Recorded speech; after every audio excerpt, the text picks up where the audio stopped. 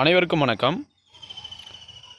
முன்னேற்றம் டிஎன்பிசி பயிற்சி மையம் மாணவிகள் சங்கீதா மற்றும் சோனாலிக்கு வாழ்த்துக்கள். ஏனெனில் எய்தற்கரிய தேய்ந்த கால் அந்நிலையே செய்தற்கரிய செயல் என்று வான்புகழ் வள்ளுவர் தெய்வப்புலவர் திருவள்ளுவன் குறிப்பிடுகிறார். அதற்கேற்றவாறு சங்கீதா மற்றும் சோனாலி அவர்கள் செயல்பட்டுள்ளனர். தங்களுக்கு கொடுக்கப்பட்ட பணியை விரைந்து செய்து முடித்திருக்கின்றனர். அதனால் அவர்களுக்கு மீண்டும் வாழ்த்துக்களை தெரிவித்துக்கொண்டு 6ஆம் வகுப்பில் இருக்கக்கூடிய முக்கியமான வினாக்கள், மாணவிகளே எடுத்த வினாக்களை குறித்து இந்த வகுப்பில் இந்த காணொளியில் நம்ம டிஸ்கஸ் பண்ணலாம். முதல் வினா பாருங்கள். அந்த பாழடைந்த செங்கற்கோட்டை உயரமான சுவர்களுடனும் கோபுரங்களுடனும் ஒரு மலை மீது கட்டப்பட்டுள்ளது என்று ஹரப்பா நகரத்தை பற்றி குறிப்பிட்டவர் யார்? முதல்ல ஹரப்பா என்பது என்ன? ஹரப்பா என்பது ஒரு சிந்தி மொழி சொல். புரியுதா இல்லையா? ஹரப்பா என்பது ஒரு சிந்தி மொழி சொல். அதற்கு பொருள் என்னென்னா புதையுண்ட நகரம் அப்படின்னு சொல்லுவாங்க. மொஹஞ்சதரோ அப்படின்னு சொன்னால் அந்த சொல்லும் சிந்தி மொழி சொல்லு தான். அதுக்கு இடுகாட்டு மேடுன்னு சொல்லுவாங்க.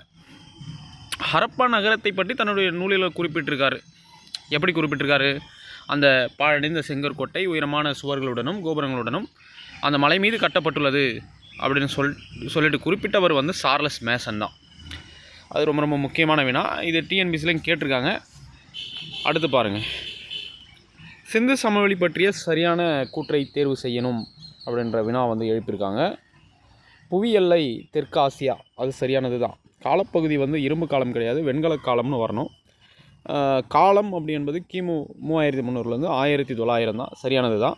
நகரங்கள் 6 நகரங்கள். அதன் அடிப்படையில் பார்க்கும்போது ஏ தான் சரியான விடை. இங்கே கொடுத்துருக்காங்க பாருங்கள். இந்த பர்டிகுலர் ஏரியாவில் இருந்து தான் அவங்க வினா எழுப்பியிருக்காங்க. இது நிறைய முறை டிஎன்பிசியில் கேள்வியாகவும் கேட்குறாங்க. புவி எல்லை தெற்காசியா, காலப்பகுதி வெண்கல காலம். வெண்கல காலம்னா ஒன்றும் இல்லை, வெண்கலத்தால் ஆன பொருட்களை மக்கள் பயன்படுத்திய காலம் வெண்கல காலம். இரும்பால் ஆகிய பொருட்களை பயன்படுத்திய காலம் இரும்பு காலம், அது போல் சொல்லுவாங்க. இந்த காலம் எவ்வாறு தீர்மானிக்கப்படுகிறது? Scientific method. அதுக்கு பயன்படுத்தக்கூடிய அந்த ஐசோடோப்பு என்ன அப்படின்னு பார்த்தோன்னா கார்பன் அப்படின்னு சொல்லுவோம். ஓகேவா? கதிரியக்க கார்பன் வயது கணிப்பு முறை மூலம் இந்த காலம் நிர்ணயிக்கப்படுகிறது. பரப்பு கிட்டத்தட்ட 13 லட்சம் சதுர கிலோமீட்டர். 6 பெரிய நகரங்களும் 200க்கும் மேற்பட்ட கிராமங்களையும் உள்ளடக்கியதாக இந்த சிந்து சமவெளி நாகரிகம் இருக்கிறது. இதெல்லாம் மாணவர்கள் நோட் பண்ணி தெரிஞ்சு வச்சுங்க. சிந்து சமவெளி நாகரிகத்திலேருந்து அந்த 2 வினாக்களுமே அவங்க எடுத்திருக்காங்க. அடுத்து 3வது வினா, மெஹர்கர் பற்றிய கூற்றுகளில் தவறானது எது? சிந்து சமவெளி நாகரிகத்துக்கு முன்னோடி மெஹர்கர் அப்படின்னு சொல்கிறாங்க. இந்த ஸ்டேட்மெண்ட் சரி.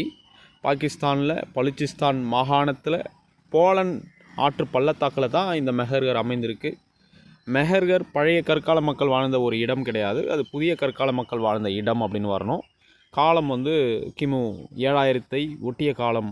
கிட்டத்தட்ட ஒரு 9000 ஆண்டுகள் பழமை வாய்ந்த ஒரு நாகரிகம் தான் மெஹர்கர் அப்படின்னு சொல்கிறாங்க. ஸோ கிமு 7000 அப்படின்னும் போது அதில் நம்ம இப்போது நம்ம 2025 இருக்கோம். ஸோ கிமு 7000 + 2025 ஆட் பண்ணிங்கன்னா கிட்டத்தட்ட 9025 ஆண்டுகள் பழமை வாய்ந்த ஒரு நாகரிகம் மெஹர்கர். அதனால் சிந்து சமவெளி நாகரிகத்துடைய முன்னோடி மெஹர்கர் அப்படின்னு சொல்லுவாங்க. ஸோ ஆன்சர் எது தவறானதுன்னு பார்க்கும்போது பழைய கற்கால மக்கள் வாழ்ந்த இடம் அப்படின்னு சொல்கிற அந்த ஸ்டேட்மெண்ட் தவறானது. புதிய கற்கால மக்கள் வாழ்ந்த இடம் அப்படின்னு வரணும். அடுத்து பாருங்கள். திருமதி சங்கீதா அவர்கள் எடுத்த வினா இது. பொறுத்துக அப்படின்னு சொல்லி கொடுத்துருக்காங்க. இந்தியா வேற்றுமையில் ஒற்றுமை உள்ள ஒரு நாடு. எந்தெந்த இடத்துல எந்தெந்த நடனங்கள் புகழ்பெற்றதாக இருக்குது என்ற அந்த வகையில் வினாக்கள் எழுப்பியிருக்காங்க. முக்கியமாக இந்த வினா ரொம்ப ரொம்ப முக்கியம். டிஎன்பிசியில் எதிர்பார்க்கலாம். இந்தியா வேற்றுமையில் ஒற்றுமை உள்ள ஒரு நாடு அப்படின்னு சொல்லிட்டு பாடத்திட்டத்தில் இருக்குது. அதனால் இந்த பர்டிகுலர் ஏரியா நல்லா படித்து வச்சிங்க. உத்தரகாண்ட் சோலியான்னு சொல்லுவாங்க அந்த நடனம். ராஜஸ்தானில் கூமர். பஞ்சாபில் பாங்க்ரா. அசாமில் பிஹு அப்படின்னு சொல்லுவாங்க. அதன் அடிப்படையில் பார்க்கும்போது பி ஆன்சர். ஸோ இங்கே கொடுத்துருக்காங்க பாருங்கள். வட இந்தியாவில் கதக் அப்படின்னு சொல்கிறாங்க. வட இந்தியாவில் கதக். மணிப்பூரில் மணிப்புரி. அசாமில் சத்ரியா இந்த நடனங்கள். ஒடிசாவில் ஒடிசி. ஆந்திர பிரதேசில் குச்சிப்பொடி. தமிழ்நாட்டில் பரதநாட்டியம். கேரளாவில் கதகளி. கர்நாடகாவில் யக்ஷகானம். இதெல்லாம் நோட் பண்ணி வச்சு படித்து வச்சிங்கம்மா. ரிப்பீட்டட் ரிவிஷன் கொடுக்கணும் இந்த பர்டிகுலர் இந்த பாக்ஸ் கண்டென்ட்டுக்கு. ஏன்னா டிஎன்பிசியில் அடிக்கடி கேட்கக்கூடிய ஒரு இடம் இது. 6ஆம் வகுப்பு தான் அப்படின்னு சொல்லிட்டு எளிமையாக கடந்து விட்டு போயிடக்கூடாது. இதெல்லாம் நம்ம வந்து முக்கியத்துவம் கொடுத்து படிக்கக்கூடிய ஒரு இடம். தினசரி படிக்கணும். டெட்டு போன்ற எக்ஸாமுக்கெலாம் இதெல்லாம் கேட்பாங்க கண்டிப்பாக. தமிழ்நாடை பொறுத்த வரைக்கும் அந்த நடனங்கள் பாருங்கள், கரகாட்டம், ஒயிலாட்டம், கும்மி, தெருக்கூத்து, பொம்மலாட்டம், புலியாட்டம், கோலாட்டம், தப்பாட்டம், இதெல்லாம் புகழ்பெற்ற நடனங்கள்னு சொல்கிறாங்க. கேரளாவை பொறுத்த வரைக்கும் கதகளி, தெய்யம், மோகினி ஆட்டம், பஞ்சாபில் பாங்க்ரா, குஜராத்தில் வந்து கார்பா, தாண்டியா ஆட்டம் ஆடு அப்படின்னு ஒரு பாடல் கூட இருக்குது. அப்போ குஜராத்தில் வந்து தாண்டியா, கார்பா. ராஜஸ்தானில் வந்து கல்பேலியா, கூமர். உத்தரப்பிரதேசில் ராசலீலா, உத்தரகாண்டில் சோலியா, அசாமில் பிஹு. இது எல்லாமே புகழ்பெற்ற நடனங்கள், பார்த்து வச்சுங்க, ரொம்ப முக்கியமானது. அடுத்ததாக இந்தியாவில் ரெண்டு கூற்று வச்சு கேள்வி எழுப்பியிருக்காங்க. இந்தியாவில் 2001ஆம் ஆண்டு மக்கள் தொகை கணக்கெடுப்பின்படி இந்தியாவில் 122 மொழிகள், முக்கிய மொழிகள், 1300 பிற மொழிகள் கொண்டுள்ளது.